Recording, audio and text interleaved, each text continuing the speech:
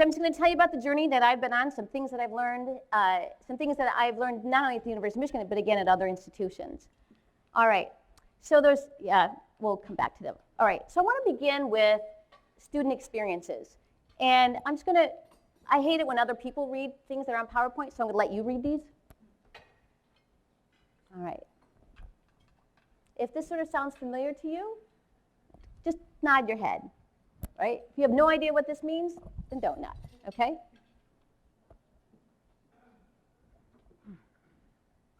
Right. Yeah, we have a lot of students who can no longer pay their student loans because they've neither gotten a degree and they can't afford to go back, and they're in this limbo, okay? Yes, this actually came from our business school, core courses. We have these projects. Oh, we think that the projects are these integrative projects, and then look what happens, right? And then this last thing, which seems like it's maybe a bit strange, but I'm going to tell you why this last one is up there too. We had no idea what questions to ask or how to ask them. So I wanted to start with students' voices and students' experiences because a lot of people also talk about integrative learning. And for me, integrative learning is the way I'm going to talk about integration and coherence is actually the solution to every one of those student experiences. Okay, so my journey started about 12 years ago doing action research at the University of Michigan, right? So some of you know that the purpose of action research is to work in a community with a community in order to create change on the ground. And the community I was involved with was actually a professional school at the university. I was getting a PhD at the time, and there was one of the professional schools at U of M, which was the top-ranked school in its field professionally, and won our professional schools. Most of our professional schools are dual degree. There's lots of interdisciplinarity.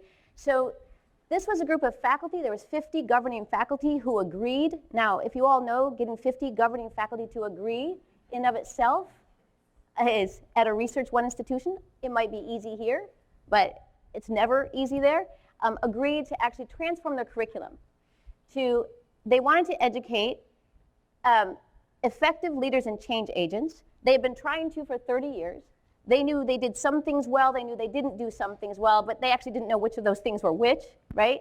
So they dedicated an enormous amount of resources and their time to a 5-year process of changing the curriculum and studying those changes as they went.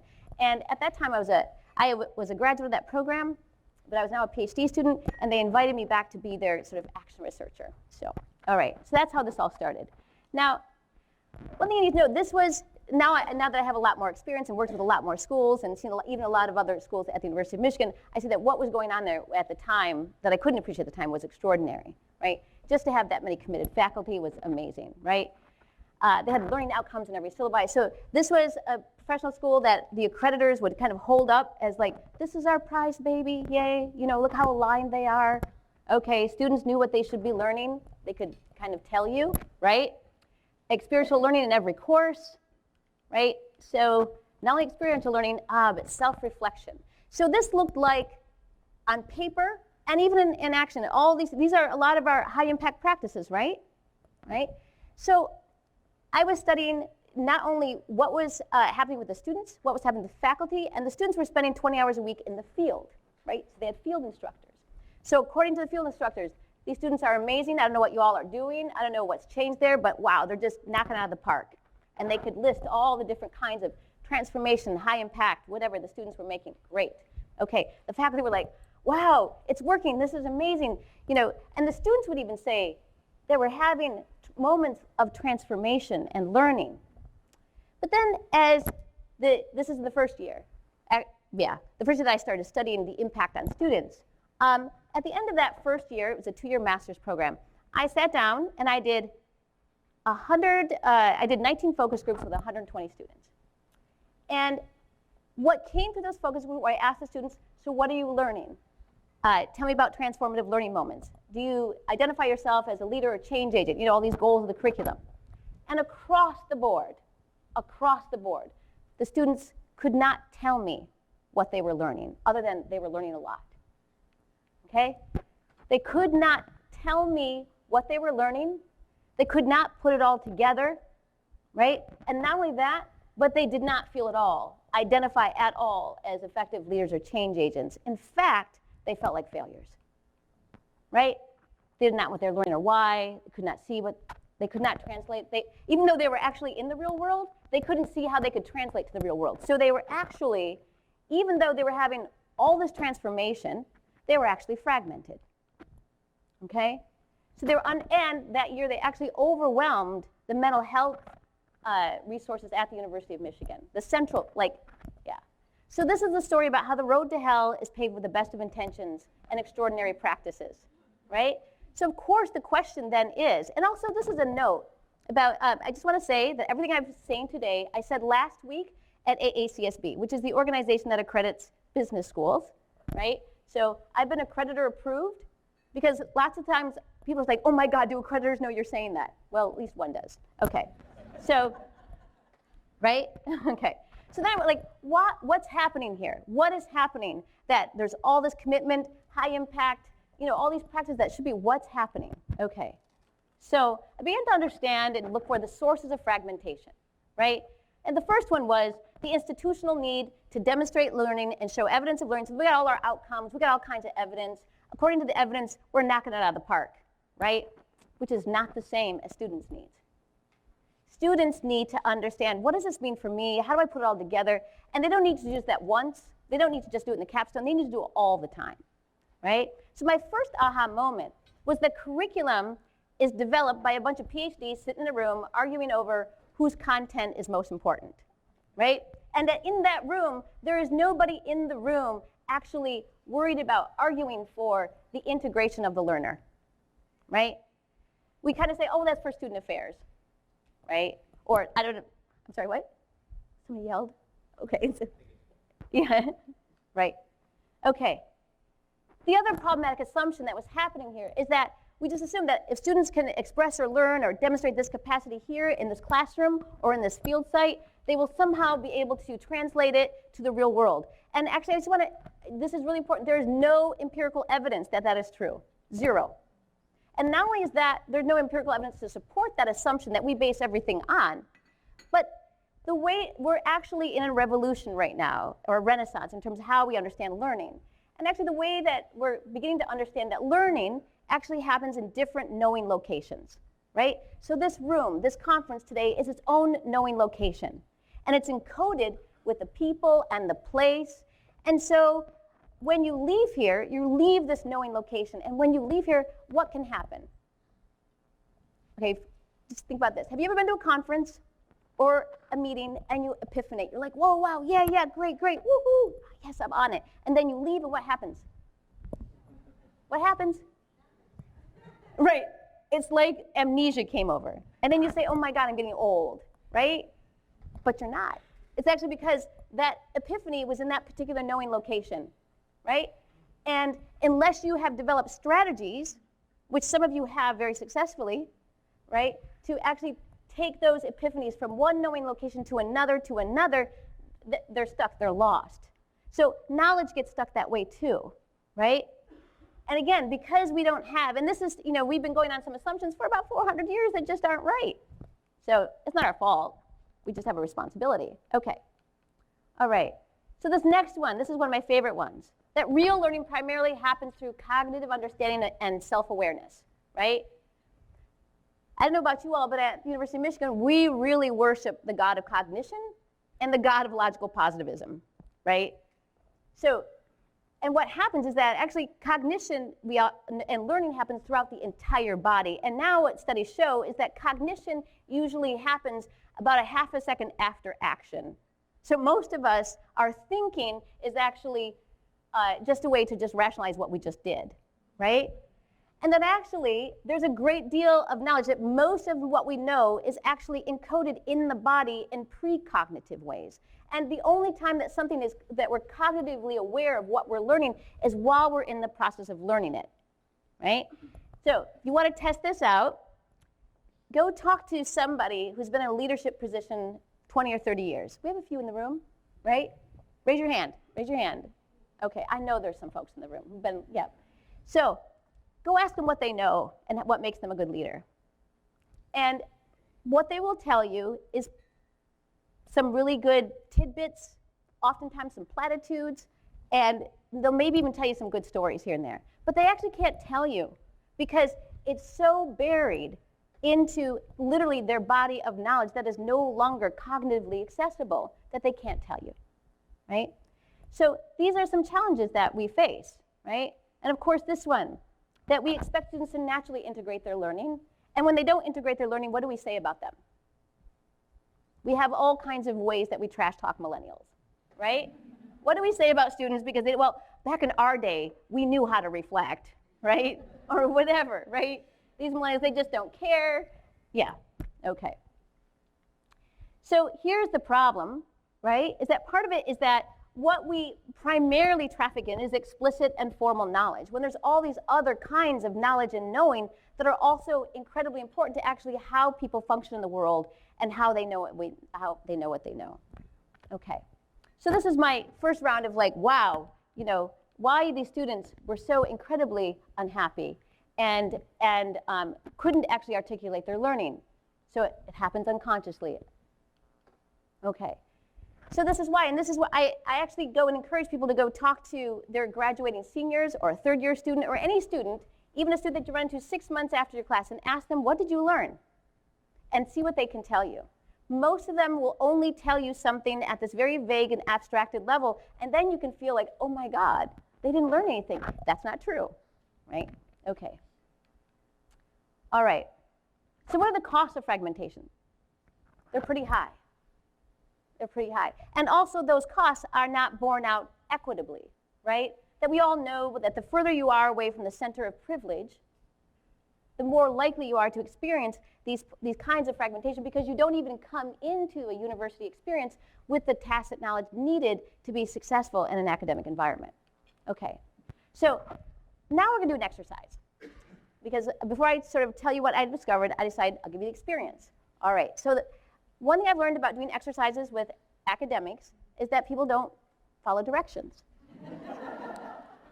So it's part of that critical mindset is you have to be critical of the directions. So just for about 10 minutes, okay? Can you just set aside your criticality? It's essential and important, and I'm all about it, right? Just to play along with the exercise, okay? So the first step in the exercise is find a partner, not a 3, but a 2. Just 2 people, find a partner. Okay, identify your partner, go ahead. You got your partner? Now, the first part of this exercise is, one of the things that's actually in our tacit experience is that we are all change agents, right? You're all leaders, you're all change agents. It's a function of consciousness, right? Whether or not you actually identify with it is sort of beside the point, right? You go around your life and you affect change all the time, right? Otherwise, you actually wouldn't be here, right? So the first thing I want you to do is I want you to share, and this is like a minute each, and I would apologize in advance. My wonderful partner bought me chimes for this exercise, like ding, ding, ding, and I forgot them at home. So, what?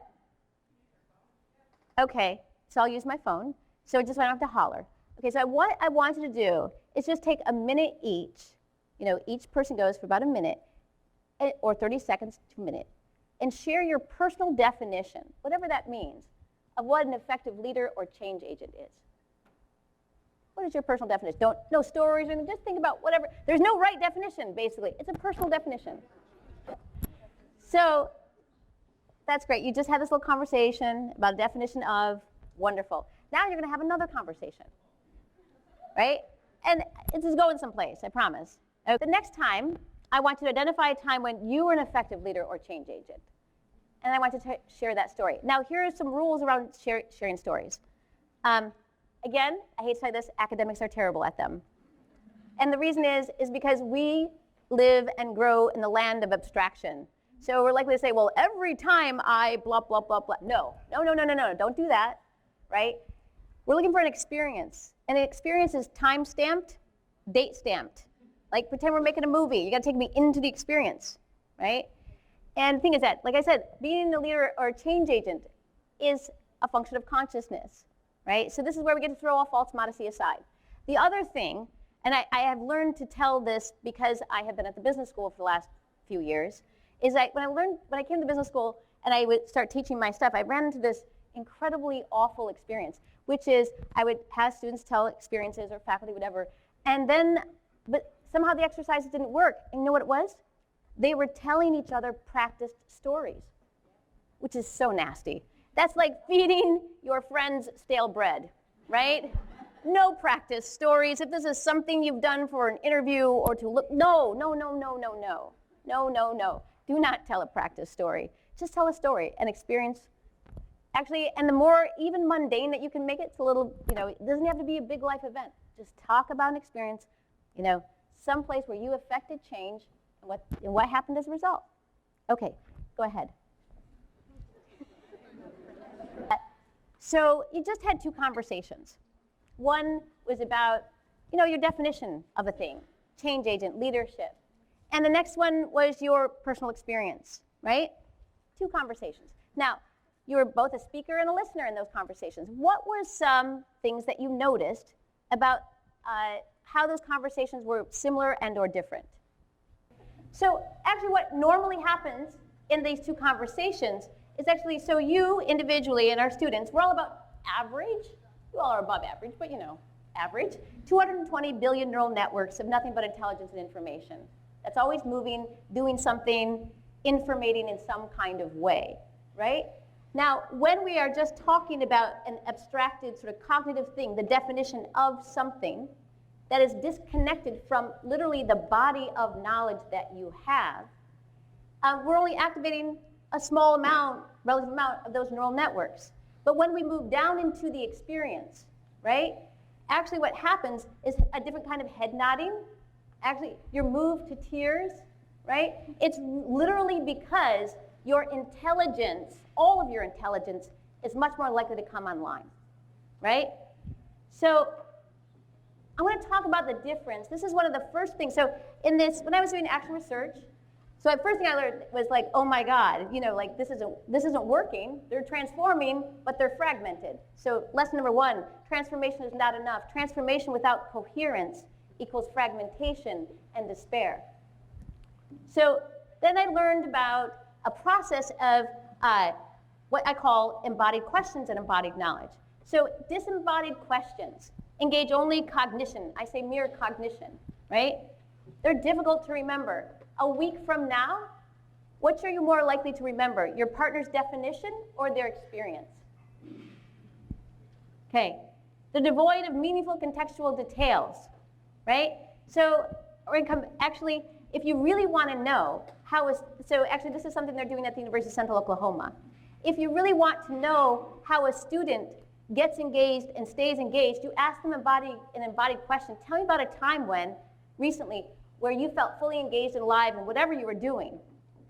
Okay, and they tell you that story. Okay, tell me another one. They tell you 3 stories, and they're going to tell you basically what their genome of engagement is, and then you can say, well, how can you bring that to what you're doing in your academic world? And 9 times out of 10, the disengaged student has their life of engagement entirely separate from their academic experience. Their body of knowledge for engagement doesn't come to the doors of academia. Okay, and then here, this is really, really, really important. Back to the students who are transformed and fragmented, which is they can generate fragmentation when the definition is incongruent with their experience, right? So their definition of leader and change agent was somebody who goes out there and make lots of difference, and you think that the definition of a leader or change agent, the experience of it is going to feel great, but really they were in the trenches, and they were actually affecting change, but they had an expectation that it would feel good. Oftentimes, you all know this. Sometimes being an effective leader or change agent doesn't feel so good, right? It's difficult, it's hard.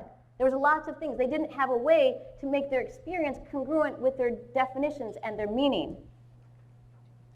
The embodied, it engages cognitive, affective, physical dimensions of learning. It's much easier to remember because you were there, right? And it reveals the speaker's context, values, experience, strengths. Okay. And it naturally integrates. So let me give an example of something I ran into a couple years ago at the University of Michigan. So like a lot of other business schools, we struggle with gender. Surprise, you're all supposed to laugh. Is there anybody from the business school here? Okay. I said this last week at ACSB, and the room just, like, everybody just, Yeah, they froze. They're like, oh, don't say it. I'm like, yeah, it's true. Okay. So one of the ways that sort of gender sort of operates at the business school is that, and we have one of the most sort of collaborative business schools and all that kind of stuff, is that when it comes to the entrepreneurship curriculum, right, nationally in business schools, only 3 to 5% of participants on average are women, right? That's incredible, right? So a couple years ago, some women MBA students asked me to come and talk to the other women students about this. I was like, okay. So I don't claim to know a lot about entrepreneurship, but I know about fragmentation. And so I said, okay, got them in a room just like this, and I said, okay, talk to each other, share your definition of entrepreneurship. And so they did. Great. Now, talk about a time when you saw a need, a gap, where nothing existed, and you created something to fill that gap, and it benefited other people, or a community, or a group. Boom, the room lit up, right? Because actually that identifying gap, you know, that actually is a core entrepreneurial move, right? And then I went back and I said, okay, so that right there is an entrepreneurial move. So how does that match or not match with your definition of entrepreneurship? Totally incongruent, right? So someone pointed out that today that when you told your story, then that could inform your definition. But oftentimes, when you get down into the experience, which is actually where people make decisions from, right? People make decisions from the body of experience, not the body of cognition. Like, you know, that we're coming out of this hegemonic plague of about 100 years of cognitive behavioral, like we're all Pavlov's dog or something, like we put a line on the little paper, we think pros and cons, and then we make these rational decisions. That's not how people make decisions. Because we have a gut, and it's full of information. So anyhow, so if we don't actually align what's happening up here and what's happening down here, we can inadvertently create fragmentation. So the first thing I really began to recognize is this about asking embodied questions. Now the way I discovered this importance of embodied questions was the following. So back to the action research. So first I find out, wow, they're fragmenting. So the second thing we do is to develop an intervention. Now, the way I was taught that we develop an intervention is that you bring the students back and you make them tell you about little tiny micro moments where it worked, where they felt it all hooked up, where they felt aligned, where they felt alive. Yeah, okay. So I listened to about literally 100 of those moments. And from those moments, began to create a curriculum intervention, right? And basically it was getting students together to talk about their experience and then kind of code those experiences, give language to their experience, right? In a way that sort of aligned with the professional school. So and then I started doing that with students, and what I noticed is that sometimes I would ask students a question to help them unpack their experience, and they would answer in this very surfacey way. Have you ever had an experience of reading bad reflection? It's way worse than a practice story, right? Right? So at the time, I had lupus, and I was really struggling with the disease. And so when they would actually talk to me and give me that blah, blah, blah, surface level answer, the inflammation in my body would go up. And sometimes I would actually leave there and have to go to urgent care or have to go to the ER. That's like really bad reflection, right? When you're like, it physically makes me sick, right? I can't breathe, it's so bad. I'm suffocating from bad reflection. But it's, but then I noticed I was an agent in this. Because part of the reason they were answering me in these surface level ways was because I was prompting them in a surface way. I was asking them inadvertently these disembodied questions. Disembodied questions lead to disembodied answers, which leads to inflammation, and I go to the hospital, right? So I learned, right? Actually, I wasn't even aware that I was learning, is I learned to adapt and actually ask them these embodied questions. Tell me about a time when, in your field this week, that you really struggled and how you worked through that struggle, right? Because to Judy's point earlier, transformative learning experiences often happen, actually all learning happens oftentimes through challenge, right?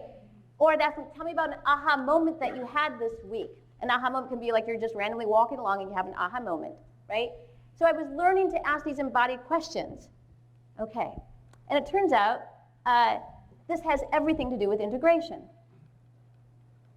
Okay, so then I began to understand. So I developed my first sort of curriculum intervention. The next cohort of students come in, and we organize them in terms of also learned about readiness for transformation, right? Challenge also often creates readiness. So the students come into the school, new cohort of students, and we want to organize them in terms of low, medium, and high levels of readiness, right? To learn and to be change agents. So they come in and we say, hey, are you here because you want to be a change agent, leader? And the ones who say, nope, I just want a piece of paper and to get out of here. Excellent. You go in the low-level readiness, right? And then, the mediums were like, maybe, okay, whatever. Yeah, okay, medium, right? And then the high was like, yes, that's why I came to school. That's why I'm all on it. I want to learn that. Great, right? So we have these students, right? So they go through this, the regular, now recently transformed curriculum, plus this little one-credit course intervention that's called the Integrative Knowledge Portfolio Process, right? And then, and I'm interviewing them now before and after, how do they see themselves, about their identity and all that kind of stuff. And so 6 months into the first year, I do my second interview with them, right? And the second interview, all of them, every single one of them, identified as an effective leader change agent.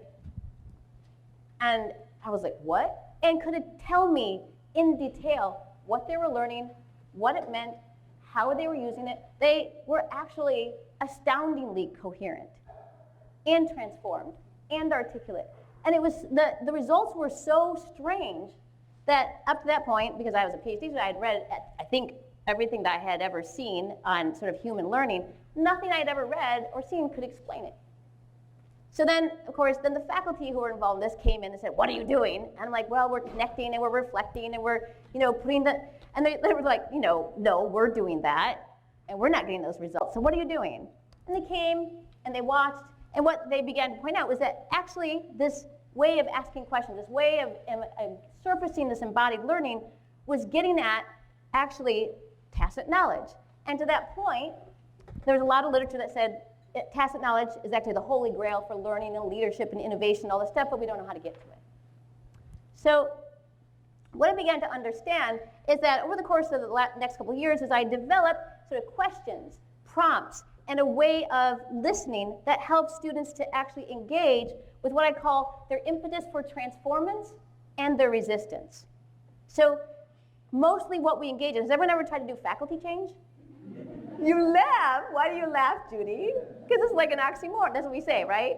Right? It's not, right? It's because what happens when we say faculty change, normally what happens is like resistance, right? But actually, every human being has an impetus towards transformance, curiosity, learning. Actually, learning and curiosity is one of the most natural things that human beings engage in.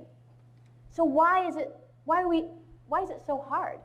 Like, why is it then they come here and all we feel is resistance? The reason that we're only getting the resistance, or feels like, is because we're not activating this very natural thing, impetus we have towards transformance. Okay, and that transformance exists in that embodied realm. So the integrated portfolio process I developed has 3 different elements. The first one is developing a generative mindset. The second is learning to practice this integrative inquiry. And the third is then creating this, sort of document your learning and put it in the portfolio. So I'm going to talk about what these are. Sort of generative mindset. One of the first things I learned as I'm trying to understand why these incredible students are fragmented is that basically our entire education system is based upon a deficit perspective. Everything, end to end. We're all about deficit all the time. Students come here so we can teach them what they don't know. And with that assumption alone, the fragmentation begins. They are already incredibly intelligent organisms.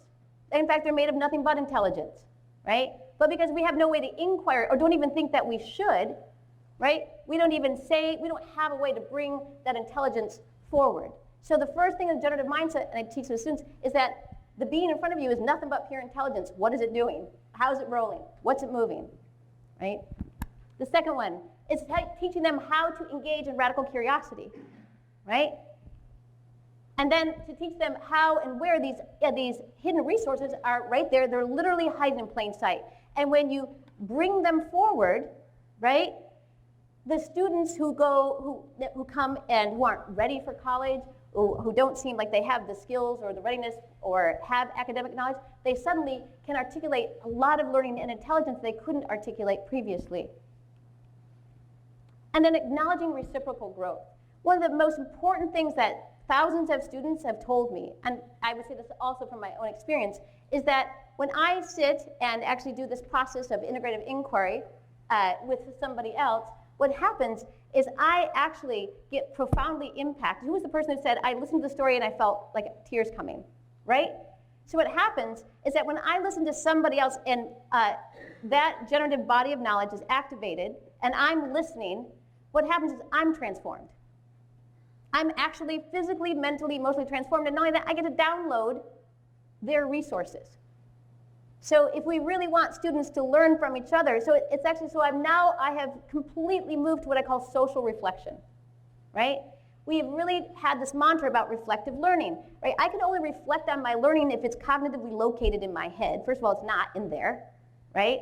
Secondly, but if I get 3 students together and I teach them how to do this inquiry with each other, they not only get to unpack their own incredible learning, they get to unpack each other's and learn the skills for doing so. So this integrative, first of all, they identify these hidden moments of learning, they unpack them. So this is what I said. So earlier you asked the question to each other, about an experience of being a leader or a change agent. If you ask students that same question, of course they will first look at you like you're crazy, and then you say, well, then you have them do that with each other. At the end of that conversation, you probably won't be able to calm them down or shut them up or disengage them because they'll just be completely flipped into their strengths. And then what happens is as you listen to those 3 stories, you're going to hear strengths and sources of capacity and insight that the student didn't even say. Right? We've all had this experiences as leaders, as mentors, or whatever, in our own teaching.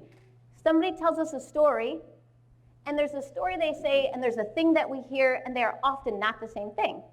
Right? We hear their strengths coming through, and what a good mentor does is they actually reflect back, you know what I heard in your story? I heard this.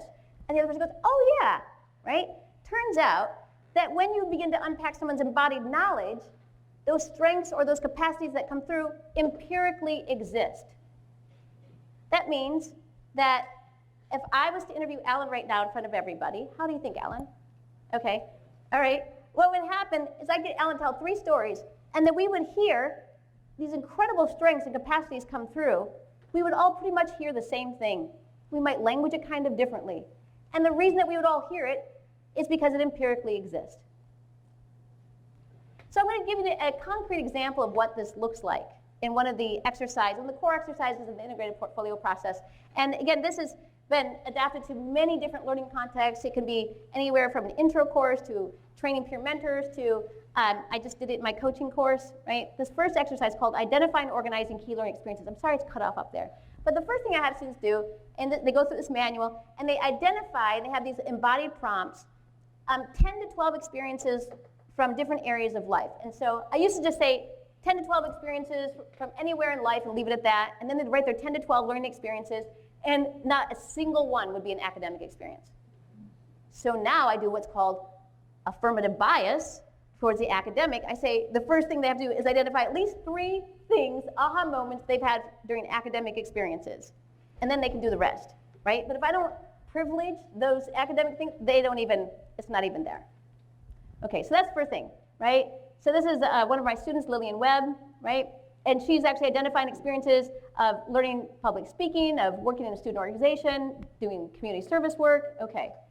And then the next thing they do in this exercise, they just write down a single sentence, that's it, about why that particular experience made it on the list. So the first thing is you list the experience, the second is just write 1 sentence. She wrote 1 sentence. I realized I could present in a way that captivated my audience. Okay, great. Third is now, it's like, imagine 3 columns. So first is the experience, the second is 1 sentence, and the third column is they look at these words, and these are general knowledge skill categories that actually have gone across like many different disciplines. You have analytical thinking, assessing needs, relation, all these sort of employment kind of terms. And they say, okay, for each experience, identify at least 2 to 3 of those. Now what's not showing up here is the most important thing on the page that they look at is there's 4 blanks. And if what you think that you did isn't actually on that list, then make it up. You all following me? So first they go from experience, and then they code it with these words, with these terms. And when the terms that they want aren't there, that's fantastic. They get frustrated, they get mad. And then I say, make it up. Okay. And then they create the beginnings of what's called an integrated knowledge portfolio. So this is a student, it was a 3rd-year student at the University of Michigan who was sent to me and my course now at the undergraduate level because she was like, I'm done, I'm out of here. I don't see the meaning, the purpose of this, right? So she went through this exercise, right? And she quickly then coded that, oh, what her knowledge skill areas was creative writing, editing, leadership, strategy, and planning. Okay, so, and if you look at this integrated portfolio, there's nothing here that says courses, work experience. It's about learning life-wide. So if you look at, these categories of knowledge and learning up here, and if you had to guess as to what Michelle's degree was in, what was her major? What would you guess? Anybody want to guess? English and Women's Studies. And where do you think she got a job? Google. Because of her portfolio. So you go from, I don't belong here. I don't think this is working. None of this makes sense to me. Oh, this is how I'm coherent. This is what it means. Oh, and now I can demonstrate. And we're just at the first step. Okay, the next thing they do is they begin to unpack these learning experiences in more detail. And they create what's called knowledge snapshot pages. And they say, okay, and this is where they learn integrative inquiry, and they do it with each other in these groups of 3, the social reflection. One student talks, another person interviews, another person takes notes, and they basically help write each other's portfolios, right? And in the doing of that, they actually get to download each other's learning. So they learn to unpack in these, all these other embodied questions. Tell about a challenging moment. How did you work through it? How does it apply to other situations in your life? And through this process, they begin to take their learning from one knowing location to another. First of all, they learn to recognize learning. What we've done with this No Child Left Behind era is we've completely stupefied students in terms of recognizing learning. Learning happens when you give me a test score, or I do a standardized test, right? This horrible era of standardized syllabi, standardized tests, whatever, it's just horrible. It's stupefying everybody, right? Because we're using standardization as a proxy for something more tangible, right? So but this says, how did you learn it? What did you do with it? How would you apply it? And actually the research shows that once they do 3 of what these called knowledge snapshot pages, they begin to internalize these questions. Okay.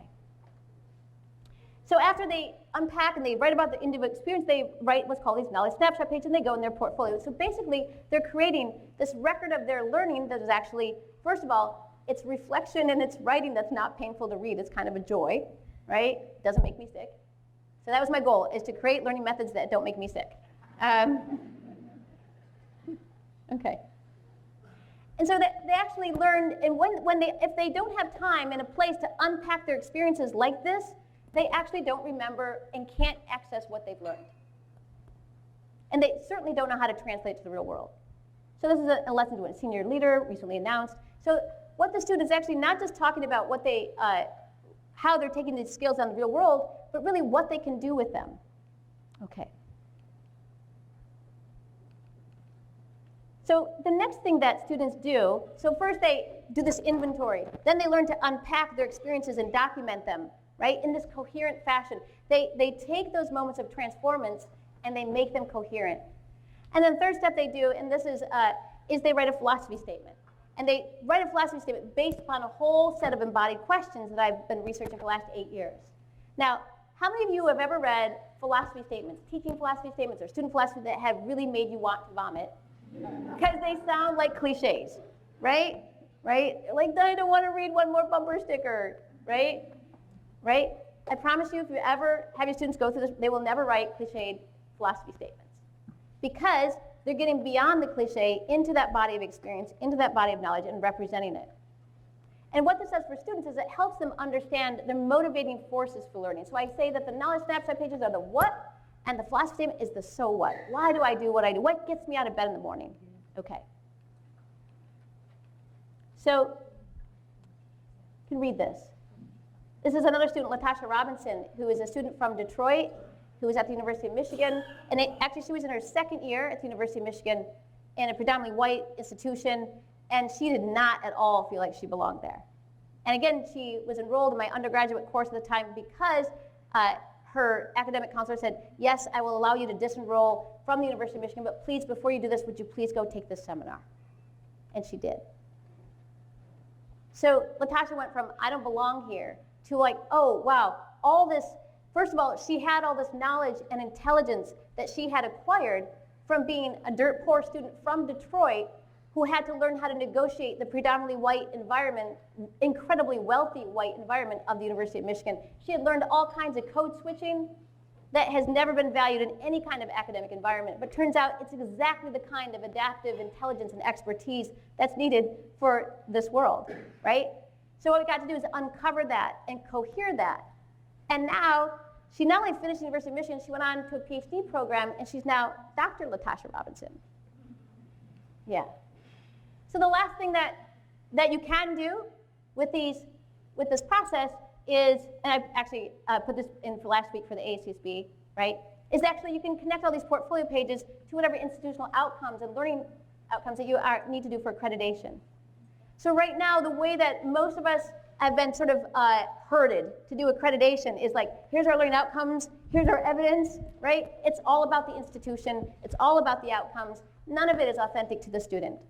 Basically, our goal is to get students to actually speak in those terms. So I was recently at another institution, and it's okay.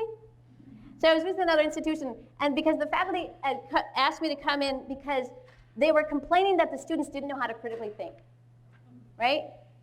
You can laugh, right? How many people here have heard somebody else, not yourself, say, these students, they don't know how to critically think? Oh, come on, right? Okay. So here's the thing, and I'm like, well, how do you know they don't know how to critically think? And they're like, because we asked them to put evidence of critical thinking in their portfolios, and they just can't do it, right? Sound familiar? Okay. I asked them for evidence, and they can't produce the evidence. Okay, here's why. First of all, when you say, give me an example of critical thinking, number one, that's a disembodied prompt, right? They have no idea what you're talking about, because when you ask somebody a disembodied question, you're only actually activating a very small part of their brain. You're cutting them off from their body of knowledge and their experience. You fragmented them and therefore stupefied them, and they cannot answer the question, right? So I say, okay, just try something out. What if you ask the students, they all had to go away that day, I was there for a couple days, just go ask your students, tell me about a time when you faced some kind of issue that was full of all kinds of complexity, you didn't know what to do, tell me about what you did to work through that situation and successfully completed it. And you know what they did? They told them all about their critical thinking, right? So this is the problem. We start with the abstracted category, and we work, and we start there and we end there. We are not accessing what students know, and we're not actually helping them to cohere it. And oftentimes we're inadvertently, with the best of intentions, with the fullest of hearts, we are fragmenting them, right? We will actually tell students you don't know how to critically think, right? Or let's say that we're lucky enough that they do show evidence of their critical thinking in my whatever classroom, right? There's still no evidence that they will be able to do it out in the world unless I have helped them to do that knowledge transfer. Okay. So here's the other thing. Here's the good news. Good news, good news, good news. That surfacing this embodied knowledge activates inner coherence. And when I say inner coherence, I'm talking it's a physiological thing. Okay. Increased ability to self-regulate. You know what that means? That means to not scream at people. Okay. All right. So long-term memory, short-term memory, increased ability to focus. I remember who's the woman that told the story this morning of the young man planting the plant, right? Yeah, there it was, right? That's because you were doing this. By engaging his body, you were actually doing this. Increased ability to process information, faster reaction times, higher test scores. Okay.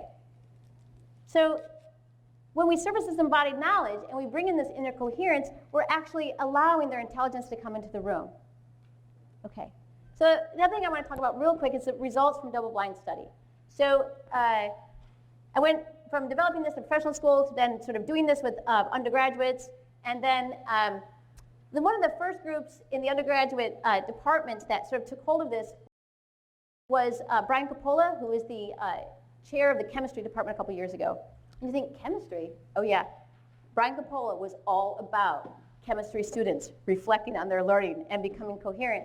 And I was like, okay, why? And he was like, well, Brian Coppola had developed this incredible thing of peer-to-peer learning and teaching where we have second-year students at the University of Michigan teaching first-year students honors organic chemistry. Yeah. And when you think about students who do well in honors organic chemistry at the University of Michigan, what comes to mind? Barely make eye contact, right? Right? They got, you know what I mean? They have their technical knowledge, but So he's got these students, and he knows that once they become these peer educators in organic chemistry, he sees this incredible transformation go on. But then the students go to interviews for medical schools or whatever jobs, whatever, and they got nothing. They can't talk about their experience. So Brian's like, you got to come do this. I'm like, all right? So, and then what started happening is that the students who would go, we did a pilot, the students who would go through this portfolio process kept saying, and Brian had never heard this before, that they nailed the interview. They nailed the interview. And we were all like, what's nail the interview mean? What does that mean, right? And they're like walking around all proud. And so we did this double-blind study. And the double-blind study was, we took groups of these third-year science students at Michigan who are all peer mentors. So there's 6,000 students a year who are peer mentors in the undergrads. So there's a lot to choose from. So 3.5 GPAs, right? So 30 of them did the integrated portfolio process, 3 of them didn't. And double-blind meant these mock employment interviews, right? Students didn't know, interviewers didn't know. What happened? Okay. All right, so what happens to integrated portfolio students, when we began to code their responses, it actually was just a no-brainer immediately, because the non-portfolio students, the interviewer would ask them a question. Tell us about the last time you were curious about something. The student, well, do you mean with like school? It could be anything. You mean like with a class? It could be anything. Now they've already been told 5 times before this question, it could be anything, right? But what their student is doing is they're looking for the cues. Give me the parameters for the right response. Because I've just spent the last 15 years of my life and No Child Left Behind, and I'm looking for the right answer, right? So literally, it was like the transcript, like that. And then finally, they would give a really vague answer, right? These are our best. They can't answer the question. All right. Says that the portfolio students just say, tell me the last time you were curious about something, what you did. And they're like, well, the other day I was taking a friend of mine to the airport, and suddenly I was like wondering about what the carbon load in and around Inkster must be, and they just go on and on and on with these like detailed embodied examples, right? They're coherent to themselves, right? Not only that, but they could actually give answers that were aligned. So with the non-portfolio students, you would say, tell me what your definition of success is, and they would tell you. And then you'd say later, what's your definition of failure? And they would tell you, and they were completely incongruent, right? They didn't make any sense. So here's the other thing, is that what we found to be understand is that this is why they nailed the interview, is that 29 to 30 of the students got their first choice of jobs or graduate school, whereas 14 to 30 of the non-occupancy students didn't. So because they had the space to become coherent. And what's best about this is that it's one thing for me as a teacher to teach this to students, but it's a whole other manner. It's a 10 times more beautiful thing for me to teach students to do this with each other. To do this in a peer facilitation model is far more powerful. Thank you so much.